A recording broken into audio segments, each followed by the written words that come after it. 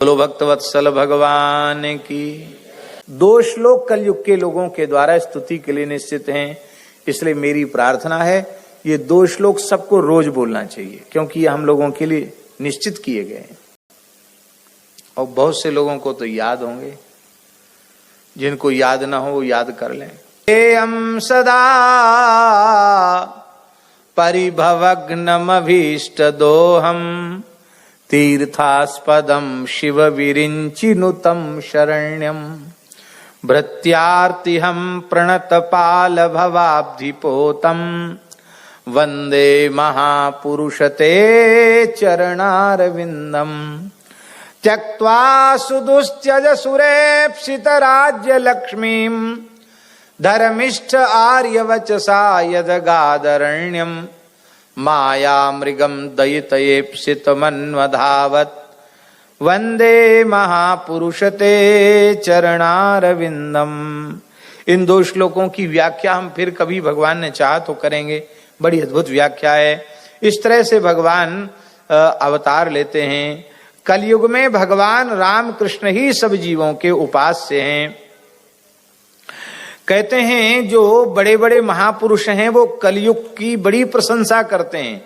कलिम सभाजयन्त्यार्यः गुणज्ञा सारभागिनः यत्र संकीर्तने नैव सर्वस्वार्थो विलभ्यते। कलयुग की इतनी बड़ाई करते हैं कि यहां नाम संकीर्तन से ही जीवों को सब कुछ प्राप्त हो जाता है। महाराज जी विचित्र बात लिखी है। करभाजन कह रहे हैं सतयुग त्रेता द्वापर के साधक कलयुग में जन्म लेना चाहते हैं, क्योंकि भगवान की प्राप्ति कलयुग में सबसे सरल है। कृतादि सुप्रजा राजन कला विच्छन्ति संभवम कलौ खलु भविष्यन्ति नारायण परायण। नारायण परायण जीव कलयुग में जन्म लेते रहेंगे। कहां कहां जन्म लेंगे भगवान के परायण भक्त? कहते क्वचित क्वचिन महाराज द्रविड़ेषु च भूरिशः। दक्षिण भारत द्रविड़ देश में बहुत होंगे, बहुत संत प्रकट होंगे। ताम्रपर्णी नदी यत्र कृतमाला पयस्विनी। जहां ताम्रपर्णी कृतमाला कावेरी है, महानदी है, ऐसे जो वहां भगवान के विशेष भक्त जन्म लेंगे। इन दक्षिण भारत की नदियों का जो जल पीने वाले होंगे वो प्रायो भक्ता भविष्यन्ति, वो सब भक्त हो जाएंगे भगवान के, उनका निर्मल अंतःकरण हो जाएगा। और इधर मध्य भारत उत्तर भारत इनकी नदियों का जल पीने वाले निष्पाप हो जाएंगे। हमारी नदियां भी बड़ी प्रभावशाली हैं। पूज्य संपूर्णानंद जी महाराज कहते थे ज्ञान चाहिए तो गंगा जी के किनारे चले जाओ, वैराग्य चाहिए तो नर्मदा जी के किनारे चले जाओ, और प्रेम चाहिए तो यमुना जी के किनारे चले जाओ। बोलो भक्तवत्सल भगवान की।